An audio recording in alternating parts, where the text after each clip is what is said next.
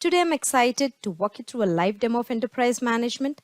Let's begin with a brief introduction to our product enterprise management, which serves as a centralized platform that integrates multiple sites and nodes, providing real-time visibility and control over critical business activities. With a light install footprint, it offers ability for our customer IT team to deploy, upgrade, track, and monitor our manufacturing platform MOM360 components from a single web-based control. Highlighted are the new features, and we'll see a demo on these in a while. Now let me walk you through and give a quick summary of the existing features. Page of asset traceability. So this feature helps user to view the deployed digital assets across 500 plus plants in a centralized server, which helps to understand what is being deployed where. We see here the number of deployed instances as a unique record.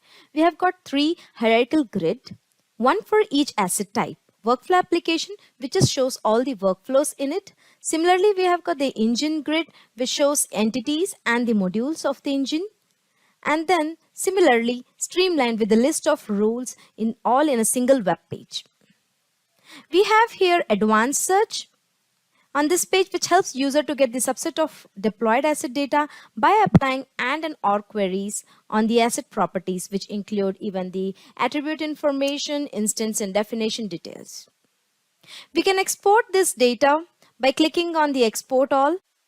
User can view more details about these instances by selecting few instances from multiple grids. So let me select 2 workflow application and few instances from engine, and let me click on the view on the right side of the page, which will show you the configuration details, which includes instance details, nodes, roles for the engine. It focuses on the module defined attributes, etc. Let me bring your attention to the new features of the enterprise management, which is majorly focused on the health monitoring, and there are a few enhancements on the asset traceability. Health monitoring, you could see there are new columns added to the grid, which is status and the uptime. Status follows the workflow application who are up and running and the list of workflow application which are stopped.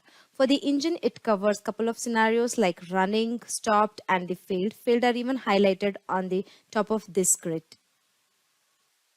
We know that this is event-based monitoring of the digital assets. So application delivers intelligent alerts to your IT team regarding the issues where it is located and the log details. So here's the list of critical alerts, and user can see the details of the timestamp, which node it belongs to.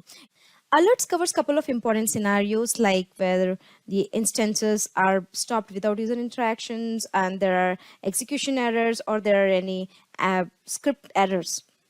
Okay, on the right side, you could see the advanced search, which is going to help you with the subset of data following with the or queries. As soon as an event occurs, the subscribed users would get the notification. Here is a sample email which consists of the details such as the system it belongs to, the alert channel, the alert message, followed by the stack details. We have got few enhancement features on the asset traceability page, which is basically to generate the standard reports for a manager kind of role.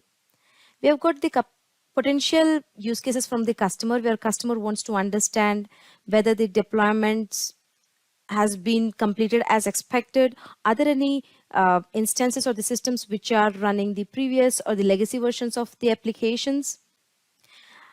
A user wants to understand or going to get a summary of the deployed instance in a much prettier format for the offline usage.